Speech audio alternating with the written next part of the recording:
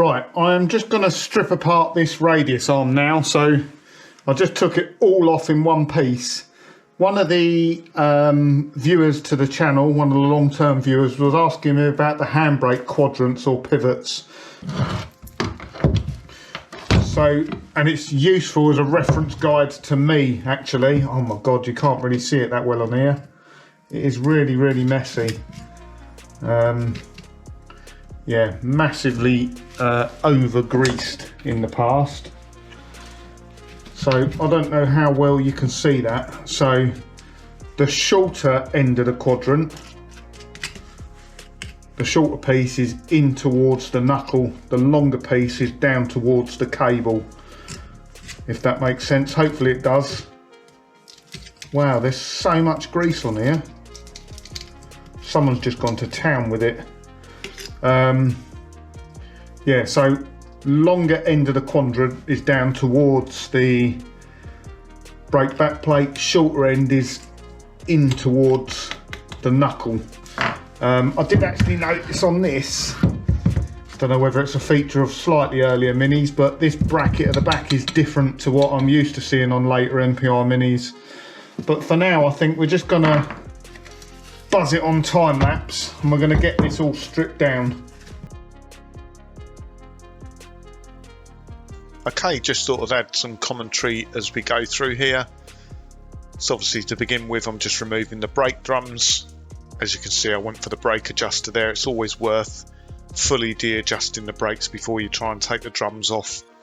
And then don't bang the drums too hard because they're quite easy to warp them or dent them by banging them too hard. Now just removing the split pin from the castle nut for the hub and bearing and undoing that, and just remember on the other side it's a reverse thread. So just a couple of quick observations actually doing this. So as I was sort of showing there, the grease seal on the back is the wrong way round. That is not meant to be that way round. So at some stage I would imagine someone has replaced the bearing or replace the grease seal at least, but you can actually see on the back plate there where that's rubbed. So someone's fitted the grease seal the wrong way round. Unless I'm, no, it definitely goes the other way. And then this bearing, I'll take it all apart properly and clean it up. But it is, it's a Timken bearing.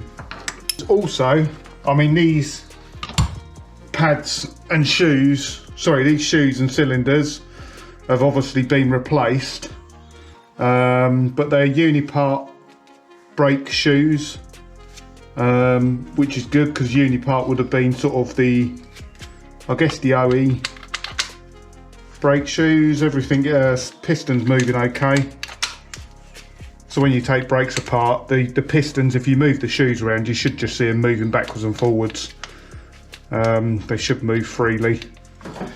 So let's continue and get it stripped down a bit more. So good idea, you'd have seen me there. If you're going to strip the brakes apart on the back, just take a photo of them before you strip them apart, just because the shoes have leading and trailing edges and you need to make sure they're the right way round when you go back together.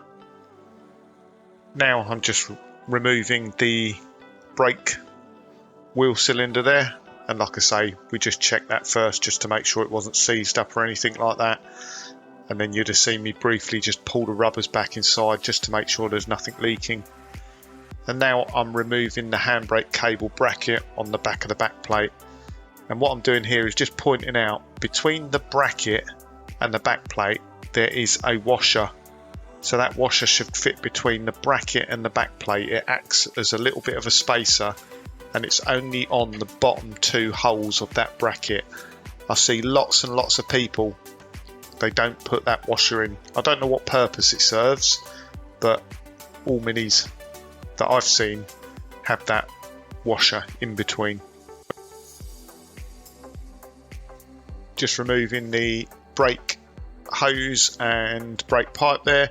The brake hoses will be replaced. I've got replacement ones purely just because of the age of them. and they're safety related, so there's no point skimping. As you can see there, the radius arm, or sorry, the handbrake cable quadrants were absolutely covered in grease, absolutely caked in it. But as you can see, it's obviously protected it quite well because it's nice shiny metal under the grease, but they really went to town with it. The whole radius arm itself actually has been wax oiled, or it's been waxed. It's got something on it as well, because I've just cleaned them up before I was doing this commentary, and it's probably about 4 mil thick in like wax that's gone a little bit hard. I've just removed the radius arm pins there, just looking at the bushes, because I'm in two minds whether to replace and ream these radius arms or not. There's no play in them, and the actual radius arm pin itself looks to be in good condition. So I've had them before. I can't think what car it was. I think it was when I done Sprout actually. There was no play in the radius arms, but the radius arm pins themselves were corroded, so I refurbished both of them. But I think these radius arms seem to be fine, so I think it's just a clean and refresh. I do have new radius arm pin kits and bushes if I do need to replace them. Now we've just moved over to the other side. One thing which was really nice about doing these rear radius arms is nothing was seized up on them. All the brake adjusters come out perfectly okay. No seized nuts and bolts, cables, cylinders, anything like that. It's all in pretty good condition, albeit just a little bit messy and grubby. I think as you can see there on the radius arm itself, it is caked in a mixture of grease and wax, which is good because it has preserved it somewhat, and that's what was on the boot floor.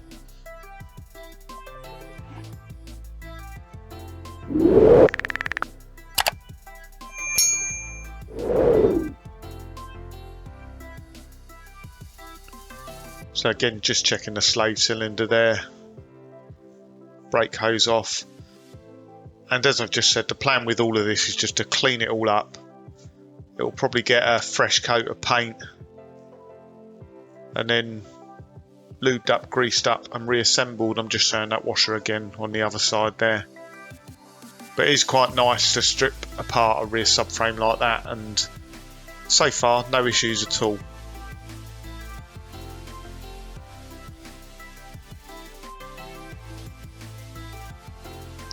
Even things you'll see in a moment, like the knuckle, the plastic cup there, literally I just pulled out of a pair of long nose pliers.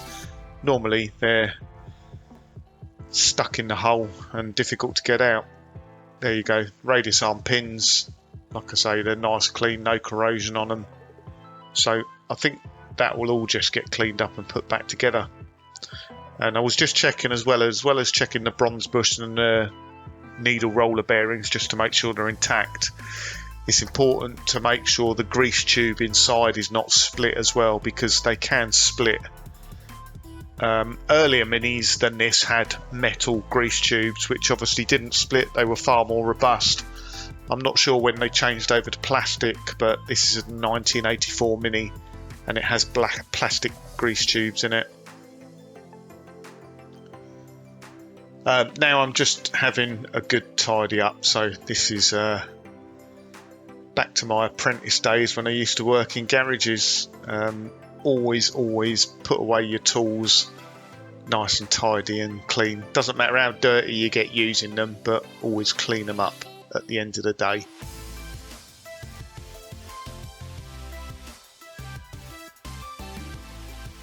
Just thought I'd share this. So the bearings and oil seals, I did consult a couple of people, a couple of other mini YouTubers, actually a few of them, and we're all of the same opinion that the oil seal should go that way round. I did look in the Haynes manual, and the Haynes manual shows it both ways. So on earlier minis with ball bearing, roller bearings, they show it with the seal that way round, and they describe it with the lip pointing towards the inwards of the car. But on later Minis with taper bearings, like these are taper bearings, it shows it with the seal, what I would say is the correct way round, which is pointing in like that. So I've actually got a pair of new seals because I had them left over from when I've done Sprout. So I've got new seals to go on there. I've checked the bearing races, they look perfectly okay. The bearings themselves look perfectly okay. And all I've done, just to clean them up, I've got them in some gunk, and I'll be careful not to mix them up so they'll go back in the same race. And then all I do is just leave them in there to soak for a bit. Once they've soaked up a bit of oil, work it round, get rid of the old grease, and you can actually submerge it a bit. I don't know how well you can see this on the camera. And I can give that a good spin in the gunk then. And you get a bit of centrifugal force, so any crud or any bits of grit within that bearing race just get thrown off towards the outside. So I thought I'd just show you that because it's a bit of detail. I don't share everything in detail, but I thought this might be quite useful if you're ever going to do it. I mean, bearings are not that expensive. Certainly the aftermarket ones are cheap as chips, are about 10-12 quid. But the Timken bearings are sort of 40-50 quid upwards. So this has got Timken bearings on it. I don't want to replace them unless I have to, but they look pretty good. We'll give them a good clean up now. I'll leave them to soak in the gunk for a few hours, give them a run around the races again, and they'll be good to go. Good to go back in, repack with grease, new seals on there. We'll clean up these hubs and paint them and get them back on the car. Right, so that's our hubs painted up now. Obviously I haven't painted the mating surfaces, but yeah, it just makes them look a bit better. We've got the bearings ready to go back in, and I've got a pair of new seals.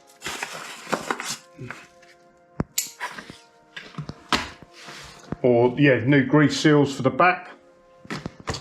So the first thing we need to do is grease these bearings up. Now, if you watch Paul Hickey's channel, Hickey Race Engineering, he done it in his hand, which is normally the way I'd do it. Similar sort of method, making sure the grease is packed through the back, because just by trying to insert it through the front, it won't really get into the bearings. You really need to pack it in well. Now, when people have seen me packing bearings, they've said about doing it a different way, so I'm going to give it a go. So we've got some bearing grease, and the idea is that you use like a plastic bag. So in this case, it's just a freezer bag. And then we are gonna, so we don't get our hands dirty, squeeze some grease out. We want a little bit more than that. Do some grease into the bag. We've got a nice dollop of it there. And then we are gonna put the bearing in, turn the bag inside out, and then use the bag then to do all the hard work so we don't get dirty. I've never done it like this before, so I don't know how effective it is. It's certainly a lot less messy, but I think it's probably quite effective because you can literally just squeeze that grease in.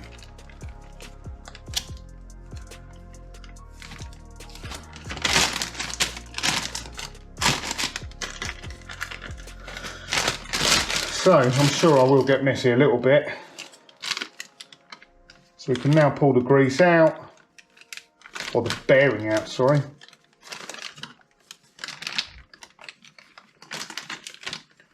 That bearing is now very nicely greased. Probably a little bit too much on there, so we'll wipe it off. And then we can put our bearing in.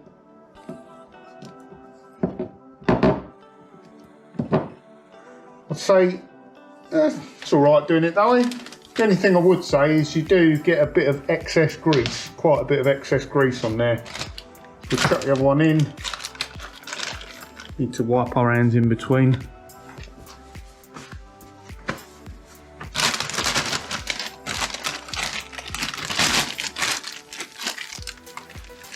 squeeze all the grease to the bottom. And then we can do the same again. It is a very effective way of squeezing the grease in. I'll give them that. Not a bad tip.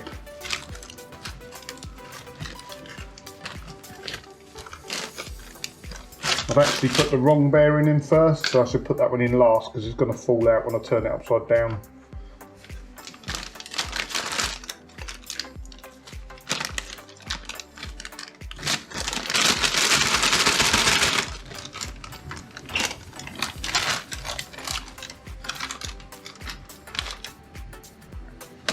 So there we go again, nicely packed.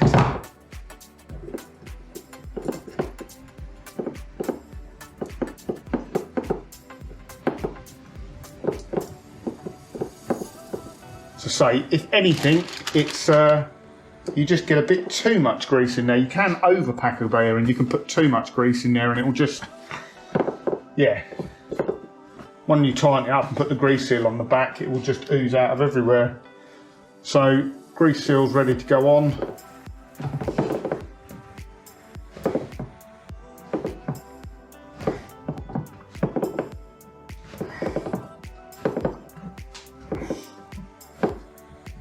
I do actually have like a bearing and seal driver, but that's gone in mostly by hand.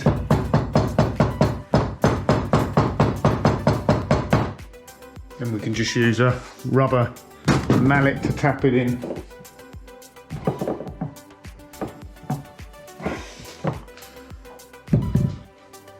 Better not forget the washer or spacer in between, otherwise that bearing will seize up. Outer race in, or outer bearing in, sorry.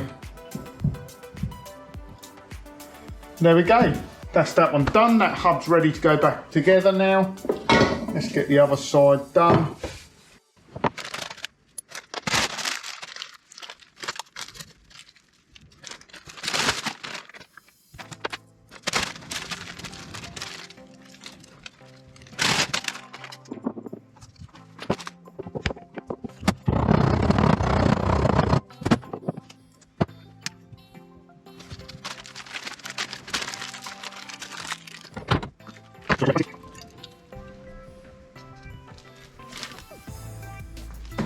There we go. Well, it is an effective way of packing a bearing. I'll give you that, but I wouldn't say it's any less messy than just getting your hands dirty in the first place and doing it. You still end up getting in a mess. We've reached that point in the video where we have some spare time at the end. So we've got time for another Reader's Drives. And in this episode, we're featuring Richard Hinton's drives. Richard bought his first Mini in 1967 and he raced a Mini 7 from 1972 to 1977. The photo we're seeing at the moment is of Richard's racing Mini 7, which was photographed in 1977. But during his Mini ownership, he owned a 850, a 1275, a Cooper S and a Hydrolastic 1275 GT. Mini's obviously run in the family because his sister had 4 Minis in the 1970s. Only a month ago, Richard reacquainted himself with Minis by buying a December 1999 Mini Cooper Sport LE40 after not driving a Mini for 20 years. So as you can see, the Mini LE40 is pictured here. It's in Brooklands green with an old English white roof and red leather. And I believe, please correct me if I'm wrong, but it's quite a limited edition car, an LE40. I believe there were only 300 of them built and registered in the UK, but please let me know if I'm wrong. So thanks for letting us feature your car, Richard. I hope you enjoyed it and I hope the viewers did too. If you'd like to submit a car for Reader's Drives, then drop me an email. The details are in the description down below. I hope you enjoyed this week's video and catch up with you again soon.